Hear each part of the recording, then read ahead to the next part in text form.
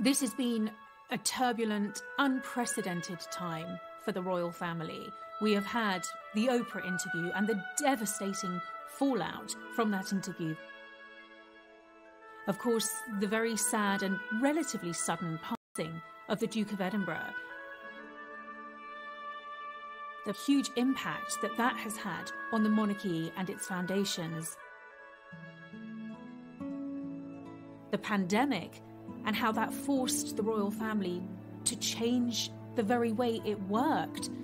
And of course, Prince Andrew and all of the negative press attention that attracted to the royal family.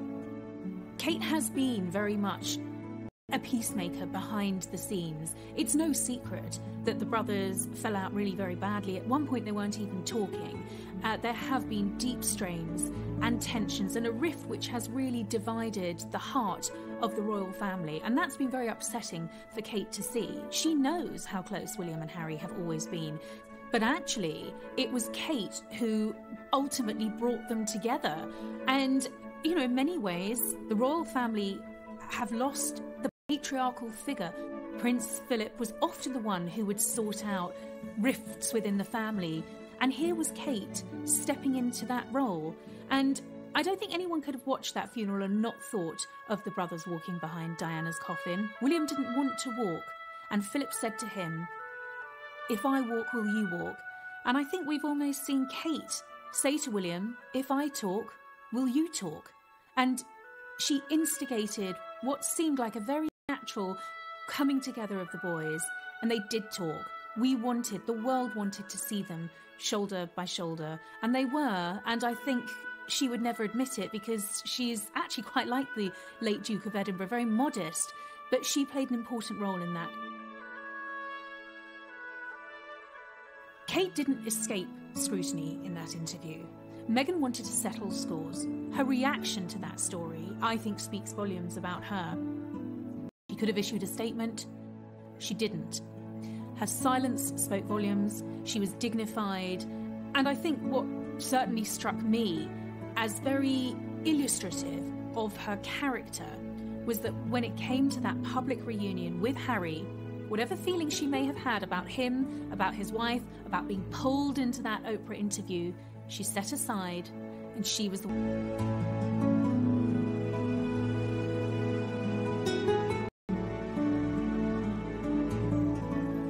Kate now has 10 years of royal service under her belt, and I think certainly the past year has proved that really she can deal with anything and everything that life throws at her. Kate's had a natural evolution of her role in the last few years, and we're seeing her more at the forefront of the royal family.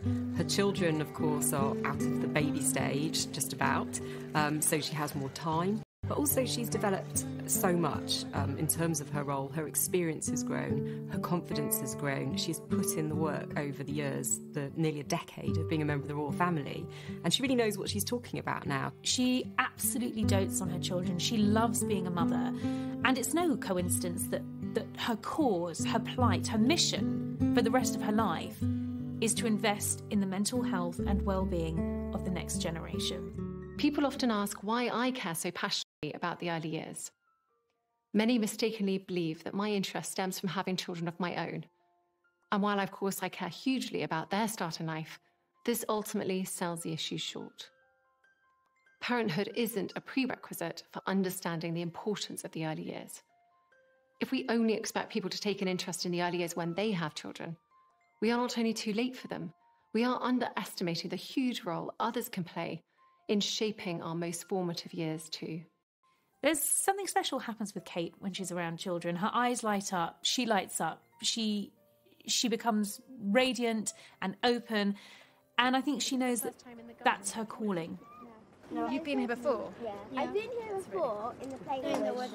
There you go. Yeah, because you do fun stuff like this, because you learn all the time, don't you? Yeah. That's good. And do you find that you can concentrate on things better when you're outside? Yeah. Hugely impressive on many levels, but slightly reticent to, and possibly that's because her focus has been on motherhood, and that's understandable. But she seems to have sort of grown enormously this year.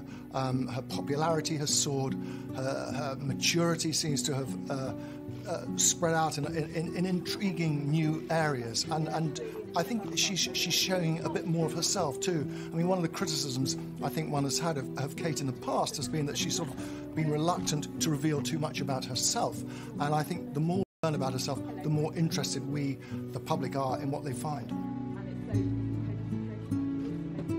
Kate understands the importance of her future role as Queen Consort. She knows that, she's being incredibly closely watched at all times, scrutinised. Is needed in a modern monarchy. And I think they recognise what monarchy can do and what monarchy should do. William has always been a great admirer of his grandmother, and I think he has modelled himself on his grandmother, more so than on his parents. And I think he takes a lot of advice from his grandmother, and Kate knew what was coming when she married into the family. William and Kate in particular, I think, recognise that they have to remain relevant. The monarchy has to remain relevant to the next generation. And if that means them opening up more, finding new ways to communicate, whether it's via social media or appearing in television documentaries, they're willing to embrace that. He's a one-man fundraising machine. We're seeing her open up more on a personal level, and a lot of it's to do with the way that she has been communicating. There's been a lot of video messages. We have been privy to some of the video calls that she and other members of the royal family are making, and that feels a lot more direct and accessible. I'm Catherine, and this is William next to me. And are you holding out pictures of your mummies and daddies? Yeah. Yeah. This is a picture of my mum, and she works for the NHS as an admin for the health visitors, and I'm really proud of her. Oh. Yeah, well done you. Can you hold it up a bit to your left so we can see it? That's it, brilliant. Look at that. Well done. But she certainly seems much more comfortable in putting herself forward, in sharing things. We've had her appearing on a podcast, exposing some vulnerabilities as well, which I think people really can connect to. So she's talked about the challenge of being a new mum and having underestimated the impact it would have on her life.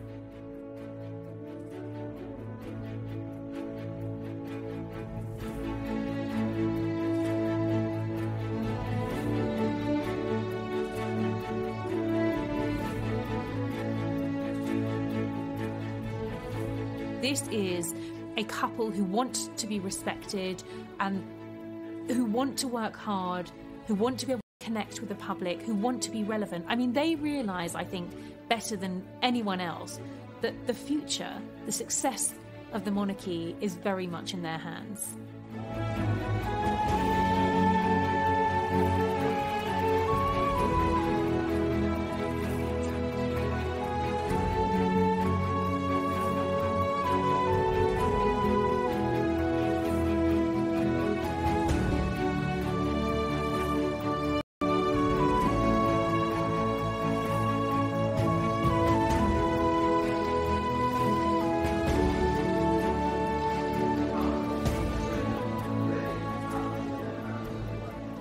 I believe a lot of how the Middletons, her parents, brought her up and what they felt their sense of purpose was. If you contrast her upbringing with Diana's upbringing, Diana came from a very unstable background, a broken home, and she had nothing solid behind her. Kate has got this real, solid, normal family as a backdrop to her life. And one of the things that I think William really loved about Kate was her family. Kate obviously wants to replicate that strong family unity in her own family going forward. And she's talked about, wanting to continue things that she used to do with her mother and her grandmother, whether it's lots of arts and crafts or being outdoors with the children. She's very much focusing on the, how to give them that normal, stable and loving environment for them to go forward and prosper.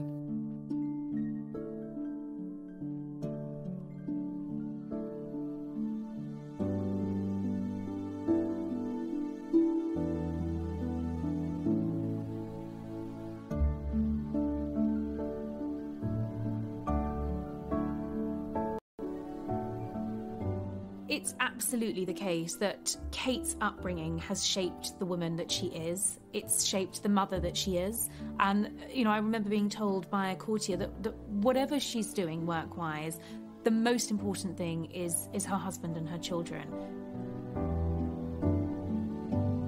William and Kate have always made it very clear they wanted to give their children as normal an upbringing as possible. So we've seen Prince George and Princess Charlotte, and of course Prince Louis will in future go to Thomas's at Battersea, which is, a fantastic school. But I think what's interesting about it is that while it's brilliant academically, it also has a big focus on well-being.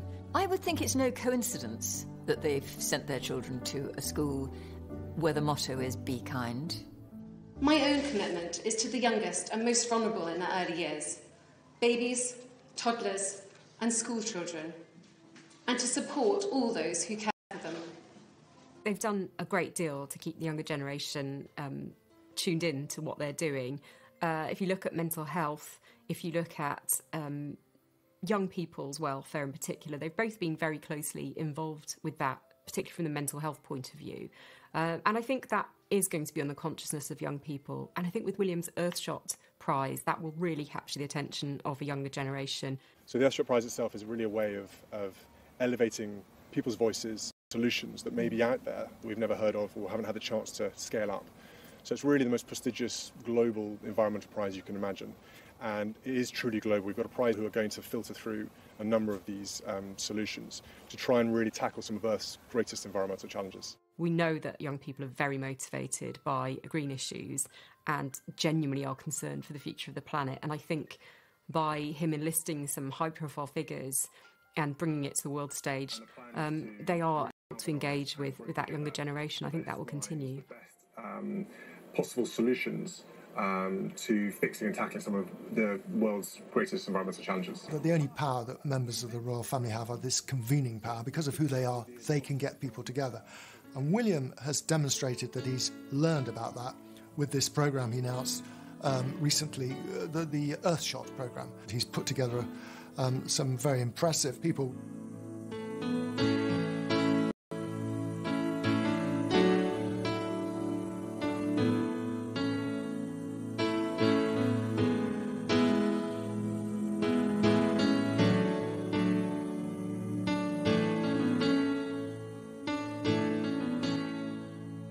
Obviously, it's predicated on the response to global warming issues and the long-term impact on the environment. And that is something that monarchy can do without being party political. And it's also, again, it's a force for good, if you like. They're both very caring people, and I think they appreciate the incredible privilege that they have in life. And they're aware of that, and they want to do what they can with the positions that they hold to improve the situation for others.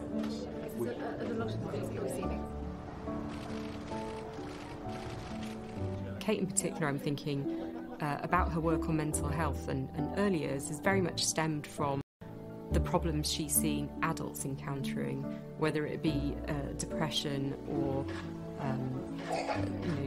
family breakdown, addiction, things like that. They all have their roots in early childhood.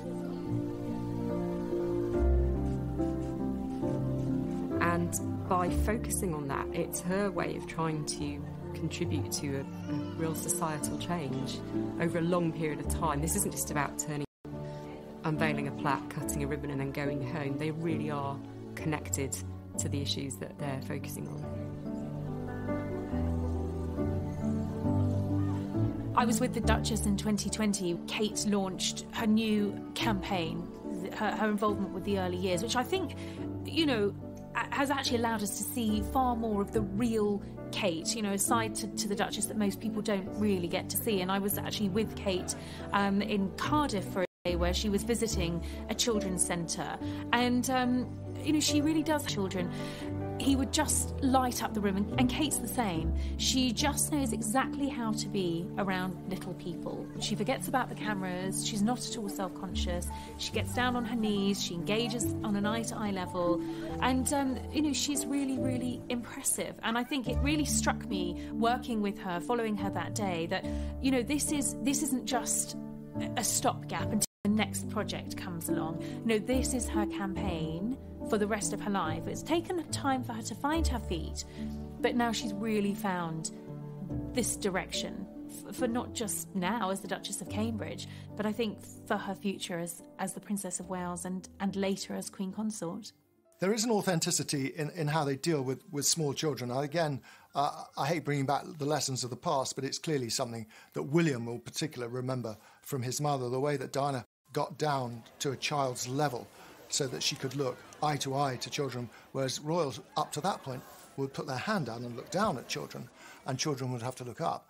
And that's something that Kate and William have started to do. They will make a point of getting down to the child's eye level. And it's all that to do with that eye contact. They've learned that it means so much more to a child if an adult gets down to their own level. Kate is very interested in the early years of children and their development, and how, if things go wrong within the first 5 years of a child's life, it can lead to problems later on, such as addiction and family breakdown. Do you feel if the help had been there earlier, external, in your family environment, do you think you would have accessed it earlier, or did it get to the pushing point for you to then sort of come to a point where you were able to speak about it? She's recognised quite early in her royal career, if you like, that we can tackle these problems right at the very start, and she's made it her mission to make sure that every child has the best possible start in life. Too often, people feel afraid to admit that they are struggling with their mental health. This fear of judgment stops people from getting the help that they need, which can destroy families and end lives. Initially, it started off that whole mental health campaign, a sort of a heads together thing, Harry, William and Kate, and then Meghan briefly. But she's got much more involved than perhaps people realise. And I think she might have had a little bit of experience from within her own family. Her brother James had problems with his own mental well-being. He's very bravely talked about it, and in fact wrote about it too. And that may have helped sort of form an idea in Kate's head, and she came with a bit of knowledge, if you like, about these kind of issues. Children and families, and that's where she has really learned a great deal about the importance of parents' mental health in very early childhood. And she's really learned that parents need to be supported as much as the children to provide this nurturing environment in which children can grow up and hopefully be resilient to what life might throw at them later on. You're all here today because we care so much about transforming the mental health of children, people and their families. I have learned so much about early childhood development and the importance of support for parents through your work here at the Anna Torrey Centre. This is something I really do care about. In the same way that the Duke of Cambridge has taken on difficult, sensitive issues such as male suicide, we see the Duchess take on issues that we perhaps don't traditionally associate with the royal family. So, for example, she is patron of the Anna Freud Centre. She has made a real commitment to mental health, to addiction, to helping young children and families deal with problems before they manifest themselves and become something more serious in that child's adolescent years. So she's very much invested in the issues that affect society. She's not hands-off. She's engaged. She's involved. I think she's obviously very interested in children, having been a mother herself now for 7 years. I think that she's also encountered so many times adults who have suffered as a result of things that happened to them in early childhood. And she recognised quite early on that if you can treat these problems before they become problems, before they develop, and have early intervention, you can prevent so many social problems later down the line.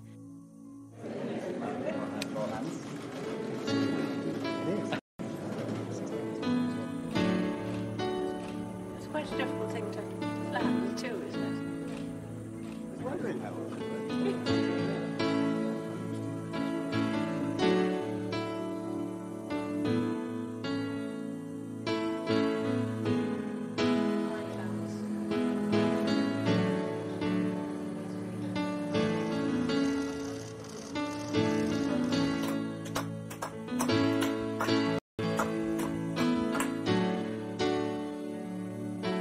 The monarchy, in the form of William and Kate and the Prince of Wales and the Queen herself, have, I think, really, really not so much upped their game, but they have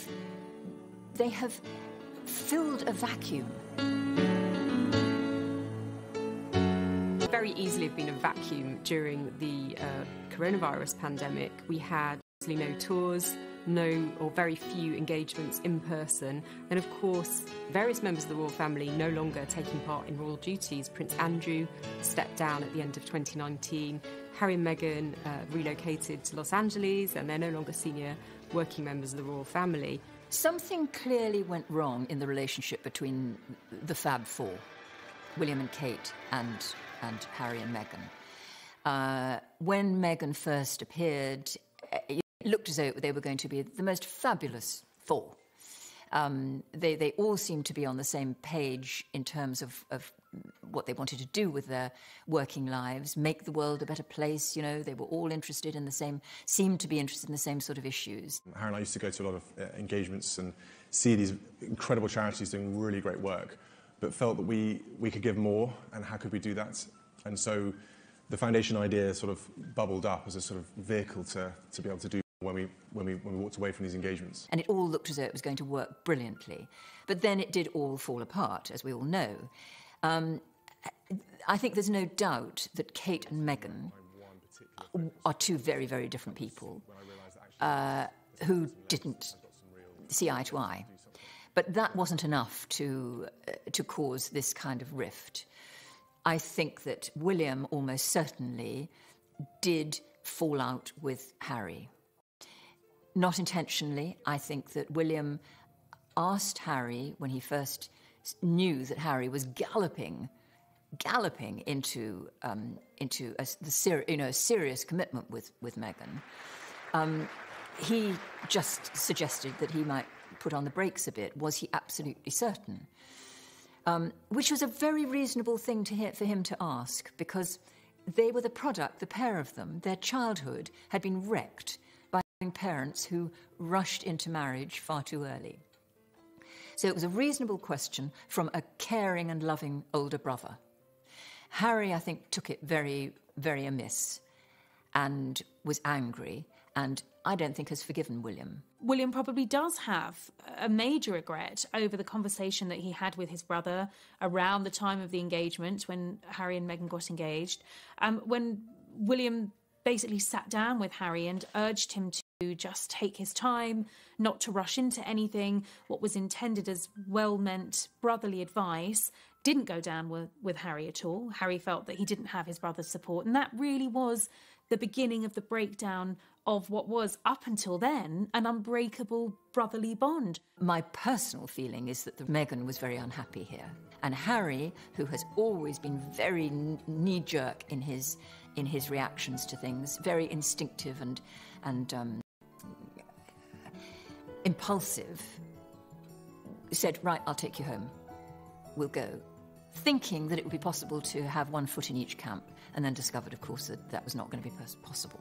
The Duchess of Cambridge is a very warm, engaging and kind person. You see her compassion and her empathy through her charity work. You see that sparkle in her eyes as a mother. I was told over Christmas 2017 that Meghan and Harry felt that the Cambridges hadn't rolled out the red carpet sufficiently for them. But, you know, if you speak to friends of the Cambridges, they say that they welcomed Meghan and Harry into Anmer Hall, their Norfolk home.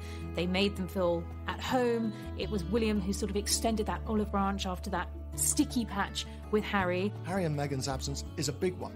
And in many ways, Kate and William have filled that void. And we've barely noticed. And we've had these little homilies sent down the ether from Los Angeles or California, from the Sussexes, where they tell us how we should be living our lives while sitting in their multi-millionaire mansion. Whereas William and Kate don't give us lectures on how we should be living our lives. They get out and meet people. They're interested in how people are leading their lives. The more we hear the Sussexes complaining, the more we hear of high court cases and privacy battles, I think the more admiration people have, in fact, for William and Kate for simply getting on with the job and doing it with a smile on their faces, which they always do. I think the business of Harry and Meghan leaving concentrated the minds of those that remained. And by that, I mean the Queen and Prince Charles and William. I think the three of them, in some ways, have probably become rather closer and have probably talked more and thought more about what the monarchy going forward should look like. I think everyone has huge admiration for the way that the Queen has handled this crisis. She delivered arguably two of the best speeches of her reign, her VE Day message and of course the address to the nation as we went into lockdown, which was "We will meet again." She managed to make people feel unified at a time when everything else seemed to be spiralling out of control, and I'm sure other members of the family will want to emulate that. We owe an immense debt of gratitude to the doctors, the nurses, the technicians, the staff currently working in the health service and those coming out of retirement, and the voluntary workers who will be working within it. And I can only offer my special thoughts and prayers to all those who will receive care before this terrible disease has left our land. The scale and the speed of what's going on in hospitals, bear in mind also the isolation. A lot of these patients are sadly dying with no family members around them. And I think for the NHS frontline workers, that is very difficult, because they are there right next to the bedside, looking after and caring for each and every patient who's in a critical condition. What we're seeing now is the NHS and the frontline workers doing the most extraordinary job, and that's really come to the forefront in the last a few weeks. And I think it's going to dramatically change how we all value and see our frontline workers. And I think that is one of the main positives, really, I suppose, that you could take from this. They do an extraordinary job. It goes unrecognised daily, and now I think all of us as a nation can really see how hard they work and how vital their work is. We've seen them take on more substantial projects. So the Earthshot Prize, which is going to be William's, chief project for the next 10 years. And it's something you can compare to the Prince's Trust or even the Duke of Edinburgh Awards in terms of the impact that it can potentially have. And Kate, at the same time, has done her Hold Still competition for the National Portrait Gallery, her 5 big questions for early years childhood development. It feels like they're taking on meatier projects and getting results as well, tangible results. Have you got a favourite? I have Her photography has become much more than just a fun pastime. It's actually become really quite an important part of her life now. And she is using that passion for photography, those connections through her patronages, for example, with the National Portrait Gallery, to stage very important exhibitions such as Hold Still. So obviously we launched Hold Still back in the spring, which was a project spearheaded by the Duchess of Cambridge, who's the patron of the National Portrait Gallery. And we did an open call to the public to submit images of their experience during lockdown. There have been so many amazing entries to Hold Still over the last few weeks, from families up and down the country showing how they're adapting to life during lockdown, through to some of the most amazing NHS and social care staff who are putting their lives on the line to save the lives of others.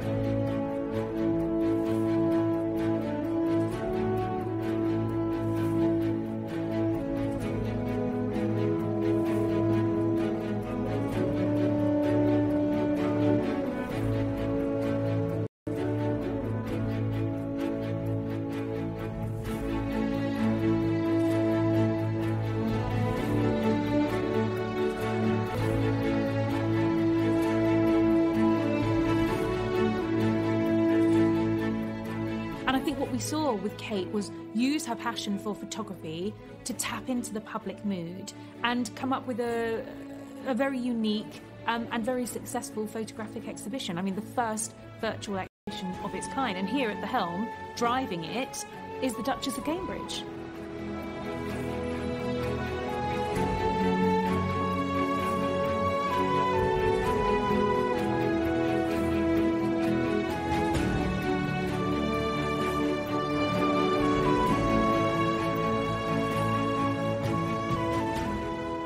Kate's fascinated by people, and she has this art history background, which has obviously given her a great eye for photography and for representation. I think the project that I found particularly moving was the portrait she took of Holocaust survivors with their grandchildren.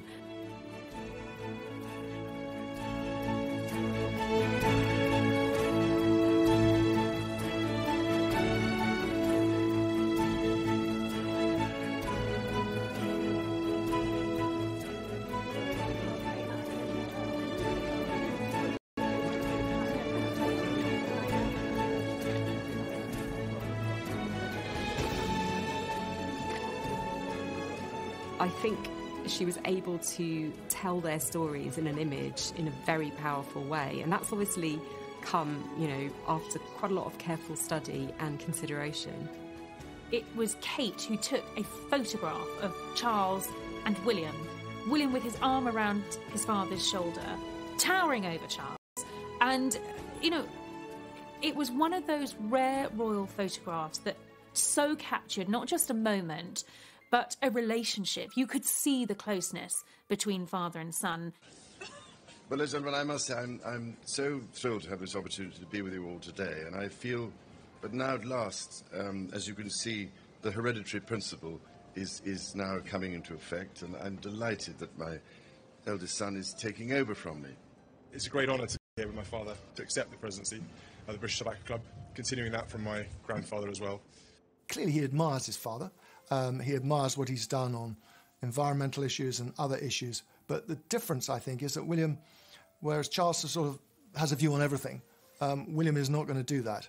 William is going to concentrate on those core issues which mean something to him, or on which he's confident about.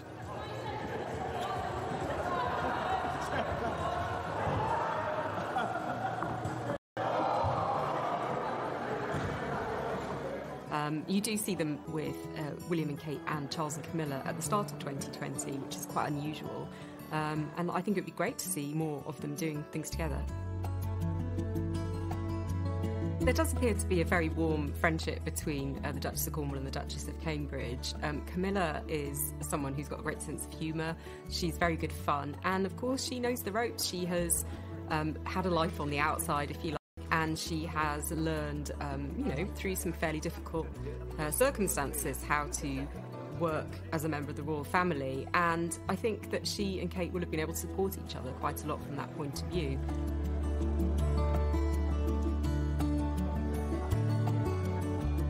She's really eased into the role, and she looks really comfortable doing what she's doing. She's got her own style. I find her hugely admirable, because she very often appears, and during the lockdown period, appeared a lot alongside William. She doesn't take over from William at all. They are like equal partners. She is not outshining him. She's not making any bid to be in competition with him. She's good on her own, and they are very good together. And of course, it is reminiscent of another era. I mean, it's, you could turn the clock back 30 years to the early days of Charles and Diana and the way they engaged so purposefully around the world. And it's an echo of all that. One of the key things I think that makes it work for them is their shared sense of humour. So it's quite self-deprecating. There's a lot of very affectionate teasing of each other. And there's this competitive edge, which is always great fun to watch. I particularly enjoyed them having a go at Gaelic football on their visit to Norway at the start of 2020. There was a lot of discussion about who was handling the hurling stick better.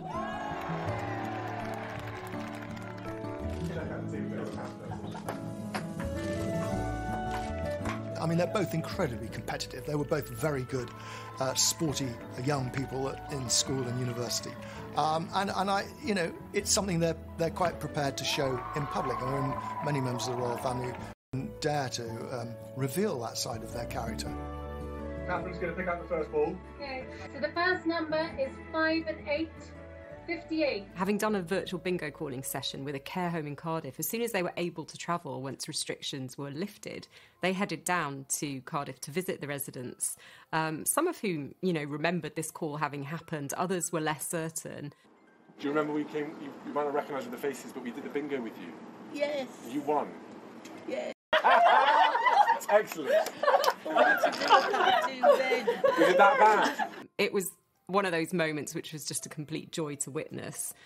They clearly really enjoy it when things don't quite go according to plan. And at one point, this lady also asked Kate, "Are you his assistant?"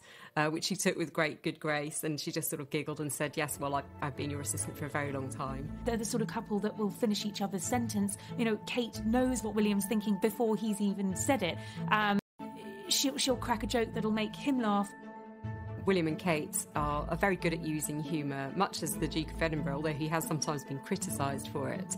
And it's all about breaking the ice and making people feel comfortable. And I think it's important to remember that perhaps they don't always get the tone right, but what they are doing is saying to people, "I'm laughing at myself, I'm laughing at this situation, it's okay, you can relax." And I think that is really appreciated by some of the people that they encounter. I believe that the Queen feels very optimistic about the future of the monarchy because she has a son who has had years and years and years of training. The Prince of Wales, when he does become king, I'm sure will be a very good, very effective king. But the real future, of course, of the monarchy lies in William and Catherine. And, you know, the Queen has had many years a lot of opportunity to counsel, to guide, and to prepare William for this role, with Kate by his side.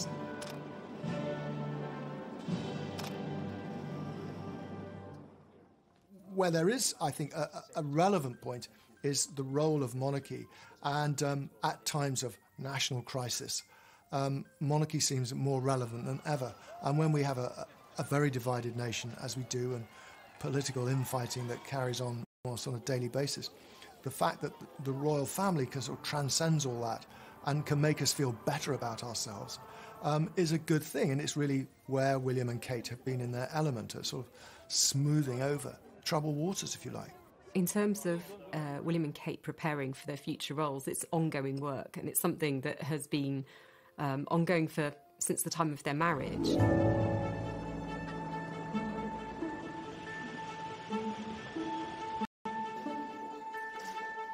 They are stepping up, though, into more serious positions. We're seeing them take on bigger diplomatic roles. They had, high-level tours to Pakistan. It was really important to come to Pakistan and one, again, see all the different range of environments there are in Pakistan and really trying to get a feel of the country, but also to use our voice, to lend our position and our visit to the young are getting very engaged in what's going on. And I think it's fantastic that we can all come together and really have a very good conversation about what we need to do, and the action needs to happen very soon because a lot of people rely on this, and if we take too long about this, we will lose many of the precious things we care about. William's been to Israel and the occupied Palestinian territories. There was a big trip to Ireland at the start of 2020. And these are all politically sensitive tours that you'd expect a senior member of the family to undertake. And the fact that they're being given these responsibilities is just one level of the preparation for their future roles that's taking place. The crises, if you like, for monarchy during lockdown, of course, was it depends on its visibility, being seen. And they couldn't be seen in the conventional way. But Kate, I think, and William, too, grasped the metal in a remarkable way, and they realised that they could use technology to overcome these obstacles. And I think that's why we saw them become the Duke and Duchess of Zoom and Skype and everything other measure they could use to get out there and be seen in that way. The royal family have understood that this is a scenario where they have to be visible, they have to bring some relief in some ways, but also to show some stability and unity at a time when the country's really struggling. But they used that opportunity to spread the message, if you like, that the monarchy is still here. We're here. How can we help? What can we do? You can compare it to the late King George VI and the Queen Mother going out to the East End and visiting homes that have been bombed during the Blitz. It's about being there as a stable, reassuring presence. And I think William and Kate have done incredibly well. They have spoken to doctors, midwives, teachers. They've, done the round of key workers, trying to boost morale, but also to say thank you on behalf of a nation that is very grateful. One of the things that will remembered about lockdown will be the sight of William, Kate and their 3 children standing outside their front door, clapping for carers on those Thursday nights when the whole nation came together. That was the scene that was replicated across the nation, and it was very much a moment of them saying, look, we are going through this too. They were living the same experience. Kate talked about missing her family. She wasn't able to visit them for many months, and that's something that a lot of us can relate to. William, Kate, Charles, Camilla, the Queen, what they are all exhibiting is real leadership, a sort of moral leadership. They are all people who do actually have a great strength of character. They are using their position to reassure, to stiffen our resolve. If we can just concentrate on the last 6 to 9 months, I think the way that Kate, a role really as being how the nation relates to it and what it expects from the monarchy, they have become the senior figures. It must be very reassuring to the Queen, to the Prince of Wales, for the future of the monarchy, that in William and Kate, a young future King and Queen, they have a couple who do have that ability to connect, and a couple who want to be visible, want to be seen, will rise to a challenge when it's called for, and can be accessible. It sends out a strong message that the UK's, keen to do business. They are, as I've said before, the weapons of soft diplomacy. For a long time, she was criticised for being a sort of an empty vessel. She smiled a lot, she looked great, but there wasn't much going on. She's a bright girl, make no mistake about it. She had a good education, she got a good degree, and she's, using some of that sort of natural intelligence that she possesses. I mean, she was a girl from a middle-class family in Bucklebury, in Berkshire. She went to Marlborough. She then took a gap year before she went up to St Andrews. She's a shy person, I think. She's not, prone to big, showy public demonstrations. And I think, she's probably had to work quite hard at honing the public speaking and becoming more relaxed for the cameras. But at the same time, I think she is a strong person, and that must come from her background. I think what we've seen in Kate over the last year, 2 years, is she has grown into the part. She's had her children now, but she's ready, I think, to take on the world. She wasn't sort of quick off the blocks and racing to make an impression. She has learned, and she's sort of grown into the role as her responsibilities have increased. She was always going to be measured against Diana as a future Princess of Wales. It was inevitable. But I think what Kate has succeeded in doing is carving her own niche and being her own person. She is going to be the next Princess of Wales. I think that was a title that sort of overwhelmed her at one stage, but I think she's now ready for that. And in time, she's going to be Queen. She's going to be a very different kind of Queen than we've had in the last few years, of course. But that's all something for the future. Well, I will always remember the photograph of Kate Middleton, as she then was, sitting on the top deck of a bus, in traffic, in Chelsea, looking out at the horizon, daydreaming about goodness knows what. But one wonders if that daydream might have been about what would one day be her life. And here we have a future Princess of Wales, a future Queen Consort, and an absolutely sparkling asset for the royal family. She has the responsibility of protecting the brand just as much as things, but she's had a long apprenticeship as well. For however long Prince Charles is king, it isn't going to be for a long time. I mean, he's in his 70s, and I think that is widely accepted. So at some stage, in many people's lifetimes, William will be on the throne, and I think he is preparing. He and Kate are preparing for that eventuality now. Kate is obviously a queen in waiting. She's aware of that. But what kind of a queen is she going to be? What kind of a king is William going to be? William and Kate and their family do represent the future of the monarchy, and while we see them flourishing and thriving and doing great positive work, that's incredibly encouraging for the future of the monarchy. I think that they recognise that the monarchy needs to adapt and move with the times, and it's no longer a question of perhaps it never was, taking that position for granted.